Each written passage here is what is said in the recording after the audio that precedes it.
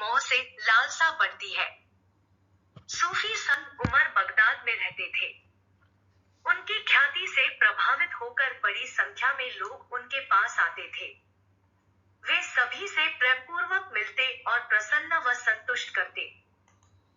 बार एक भिखारी उनसे मिलने आया। जब वह संत उमर के ठिकाने पर पहुंचा, तो उसने देखा संत उमर एक फकीर होने के बावजूद सोने से निर्मित आसन पर बैठे थे। उनके कक्ष में चारों ओर जरी के पर्दे लगे हुए थे तथा रेशमी रस्सियों की सजावट थी। रस्सियों के निचले हिस्सों में सोने के घुंघरू बंधे हुए थे। कक्ष में चारों ओर सुगंध फैली हुई थी। संत उमर के कुछ बोलने से पहले ही भिखारी ने कहा, मैं तो आपकी फकीराना ख्याति सुनकर आपके दर्शन हेतु आया था, किंतु यहाँ देखता हूँ कि आप तो भौतिक संपदा के सागर में हैं। संत उमर बोले, यदि तुम्हें एतराज है तो मैं इसी समय यह सब छोड़कर तुम्हारे साथ चलता हूँ। भिखारी के हामी भरते ही उमर सब छोड़कर उसके साथ हो लिए।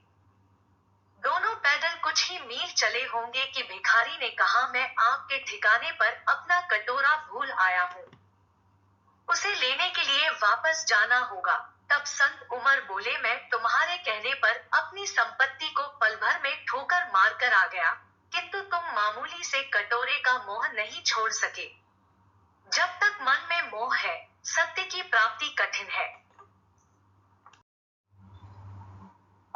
भिखारी को अपनी भूल का एहसास हुआ और उसने उमर से क्षमा मांगी।